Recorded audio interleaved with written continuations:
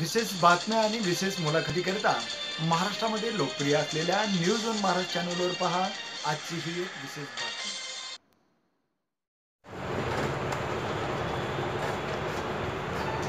2019 लोकसभा निवडणुकीचा वंचित बहुजन आघाडीचा उमेदवार म्हणून मी आपल्यासमोर उभा आहे.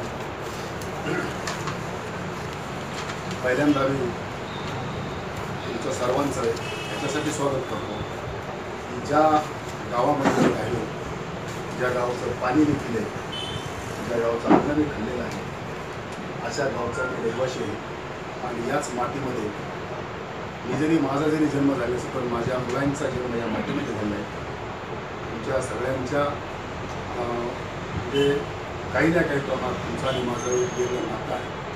आणि म्हणून केजला जाऊन आपण आपल्या सर्व बांधवाशी आपण हितगुज केलं पाहिजे, भेटलो पाहिजे. त्यानंतर मी आलो. 2019 या निवडणूक ही जी निवडणूक आहे अतिशय महत्त्वाची निवडणूक आहे. देशाची निवडणूक आहे, पार्लमेंटची निवडणूक आहे. आज माझ्या पुढे दोन प्रस्थापित मोठे उमेदवार होते. हे वंचित घटकातील उमेदवार आहे. बाळासाहेब आंबेडकरांनी वंचित बहुजन आघाडीची जी स्थापना आहे ती स्थापना याच्यासाठी केली की या देशातल्या, या राज्यातल्या वंचित घटकांना सत्तेमध्ये नेऊन त्यांचे प्रश्न म्हणजे वंचितांचे प्रश्न त्यांच्याच माणसाच्या किंवा त्यांच्याच प्रतिनिधीच्या माध्यमातून ते सोडले जातील, सोडले जावे. 70 वर्षामध्ये या म्हणजे असा जो वंचित समुदाय आहे, म्हणजे वंचितामध्ये कुठलीही जात नाही, कुठला फॅक्टर नाही. आजही आम्ही असं मानतो की 85% समाज हा वंचित आहे. आणि त्यामध्ये मग मराठा आहेत, साळी, माळी, कोळी, तेली, तांबळी, मुस्लिम, मागासवर्गीय सगळे आले. म्हणजे अशी जातीवर आधारलेलं हे संघटन नाही. आणि दुसरं असं मी मानतो की हे राजकीयही संघटन नाही, तर एक सोशल इंजिनिअरिंग करण्याचा हा प्रयोग आहे. सर्व समाज घटकातील लोक एकत्रित करून ते सत्तेमध्ये न्यायचे आणि सत्तेमध्ये नेऊन त्यांच्या मार्फत त्या घटकातील लोकांचे प्रश्न सोडवायचे. असदुद्दीन ओवैसी साहेब आणि बाळासाहेब आंबेडकर यांनी जेव्हा देशाचं संविधान हे धोक्यात येणार आहे, त्याला धोका निर्माण झाला आहे आणि ते संविधान वाचविण्यासाठी बाळासाहेब आंबेडकर आणि असदुद्दीन ओवैसी यांनी या देशामध्ये वंचित बहुजन आघाडीची निर्मिती केली. आता तुम्ही म्हणता संविधान तुम्ही जे सारखं, या देशाची जी राज्यघटना आहे, या राज्यघटनेवरच हा देश आधारलेला आहे. म्हणजे राज्यघटना आपला पाया आहे, आपला बेस आहे. आणि राज्यघटना संपविण्याची भाषा इथले प्रस्थापित पक्ष, मनुवादी विचाराचे पक्ष त्यांनी की आजपर्यंत 5 वर्ष सत्ता भोगलेली ते देशाचं संविधान संपवण्याची भाषा करतायत. आणि म्हणून संविधान वाचवायचं आहे का संविधान संपवायचं आहे याची ही लढाई आहे. आता आम्ही संविधान वाचविण्यासाठी बाळासाहेब आंबेडकर, असदुद्दीन ओवैसी आणि इतर सगळे घटक एकत्रित येऊन ही लढाई ते लढत आहेत. त्यामुळं माझ्यासारख्या एखाद्या गरीब कुटुंबामध्ये जन्म घेतलेल्या वंचित समूहातील व्यक्तीला त्यांनी उमेदवारी दिली. हा एक इतिहास आहे, या देशातला हा इतिहास आहे.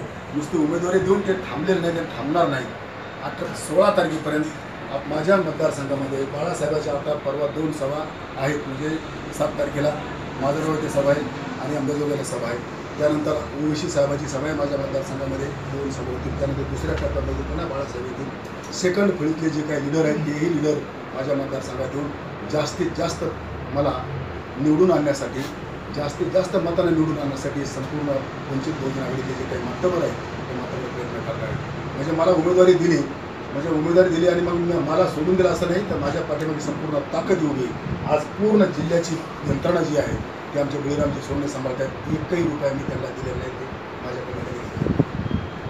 या ठिकाणी डॉक्टर सोनूने हे माझे प्रचार यंत्रणा पूर्णपणे जिल्ह्याची सांभाळतात. आमचे बबन ओडमारे आम्ही जवळजवळ 1.5 महिन्यापासून आम्ही एकत्र करतो.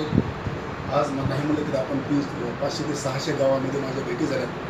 निवडणूक लढवत असताना आपल्याकडे साधनांची कमतरता राहील हा विचार मी म्हणजे डोक्यात घेतला. 16 फेब्रुवारीला माझी उमेदवारी डिक्लेअर झाली. मी 126 गाव असे निवडले की ज्या गावचं मतदान हे 3,500 लोकसंख्येचं गाव आहे. म्हणजे मतदान 3,500 आहे. असे 126 गाव आहेत. तर या 126 गावामध्ये गेलोच पाहिजे, कारण 1400 गाव मतदारसंघात आहे. तिथपर्यंत मला जाता येणार नाही, कोणताच पुढारी जाऊ शकत नाही. पण किमान म्हणलं 126 गावात तरी मी पोहोचलो पाहिजे. 3,500 मतदान ज्या गावाचं आहे त्या गावामध्ये मी गेलोच पाहिजे असा दृष्टिकोन पुढे ठेवून मी जिल्ह्यातल्या जवळजवळ ह्या गावामध्ये पोहोचलो आणि अशा पद्धतीने मी प्रचार यंत्रणा माझी राबवत आहे. तुमचं म्हणजे राबवत असताना संविधान ही संविधानाची लढाई आहे. आज हे जे काही समजा माझ्यासमोर उमेदवार उभे राहिले हे सगळे मोठे प्रस्थापित आहेत, त्यांच्यावर जास्त खोला झाल्या मला टीका टिप्पणी करायची गरज नाही. आज जिल्ह्याचे जे प्रश्न आहेत ते आजही प्रलंबित आहेत. देशाला स्वातंत्र्य मिळून 70 वर्ष झाले. आपण म्हणजे मला जवळजवळ 60 वर्ष झाले. मला कळायला लागले समजा 18 वर्षानंतर मला कळायला लागलं. तेव्हापासून आपण म्हणतो जिल्ह्याचे जे काही प्रश्न आहेत ते प्रश्न आजही कायम आहेत. तर ते प्रश्न पार्लमेंटमध्ये किती नेटानं सोडवता येतील त्याचा प्रयत्न मी सातत्याने करणार आहे. प्रामुख्याने या जिल्ह्यामध्ये MIDC नाही, पंचतारांकी MIDC यायला पाहिजे होते जेणेकरून बेरोजगारी कमी झाली असती. शेतकऱ्यांच्या आत्महत्या केव्हा कमी होती माहिती आहे का? जर आपला बीड जिल्हा हा ऊसतोड कामगाराचा जिल्हा आहे, ऊसतोड कामगाराचा दुष्काळग्रस्त जिल्हा आहे, कष्ट करणाऱ्यांचा हा जिल्हा आहे. मला असं वाटतं की महाराष्ट्रामध्ये असा एकमेव जिल्हा आहे की या जिल्ह्यामध्ये कष्ट करणाऱ्यांची संख्या सर्वात जास्त आहे. म्हणजे अंग मेहनतीचं श्रमशक्ती एवढी आपल्या जिल्ह्यामध्ये आहे, पण त्या श्रमशक्तीचा वापर इथले प्रस्थापित पुढारी या लोकांचा करून घेत नाहीत. या श्रमशक्तीचा वापर कोणासाठी केला जातो तर ते पश्चिम महाराष्ट्रासाठी केला जातो. पश्चिम महाराष्ट्रासाठी केला जातो म्हणजे कसा केला जातो? सगळे काम आपले बांधव जवळ 7 ते 8 महिने इथून उठतात. 6 ते 7 लाख कामगार आपले ऊसतोड कामगार तिकडे जातात आणि ऊस तोडतात आणि त्यांचे कारखाने चालू राहतात. तर पहिल्यांदा मी असं करेन की ऊसतोड कामगारचा प्रश्न जो आहे तर तिथं आपल्या कशा प्रकारे तो रोखता येईल जेणेकरून ते ऊस तोडायला जाणार नाही. त्यासाठी माझ्या डोक्यामध्ये एक संकल्पना आहे ती मी बाळासाहेबांनाही सांगितली की या जिल्ह्यामध्ये जर जलसिंचनाच्या सुविधा जर तुम्ही 100% उपलब्ध करून दिल्या, जलसिंचनाच्या कृष्णा खोऱ्याचं पाणी पश्चिम महाराष्ट्रात जातं, उस्मानाबादपर्यंत येतं, आष्टीपर्यंत आले याचा नुसता बाऊ केला गेला आहे, आलेही नाही, मेखरी धरणामध्ये आलेलं नाही. तर कृष्णा खोऱ्याचं पाणी मांजरा नदीमधून सिंदफणा नदीमधून गोदावरी नदीमध्ये ते पाणी जर आपलं आणता आलं तर मला असं वाटतं की बीड जिल्ह्यातली एकही एकर जमीन आपली बिन पाण्याची राहणार नाही.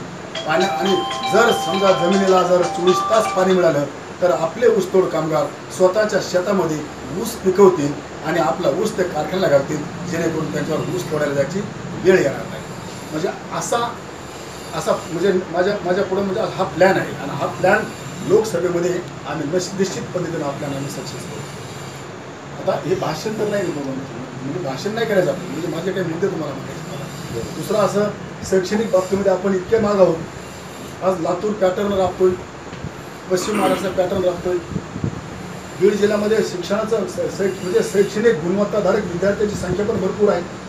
तर जावं कुठं लागतं? क्लासेस करायला औरंगाबादला जावं लागतं, क्लासेस करायला लातूरला जावं लागतं, क्लासेस करायला पुण्याला जावं लागतं. तशा प्रकारच्या सुविधा जर आपल्या जिल्ह्यामध्ये उपलब्ध करता आल्या तर त्याचा आपण अतिशय म्हणजे KG to PG मोफत शिक्षण पहिलीपासून तर पोस्ट ग्रॅज्युएटपर्यंत विद्यार्थ्यांना मोफत शिक्षण देण्याचा आमच्या जाहीरनाम्यामध्ये तो मुद्दा आहे, संकल्प आहे.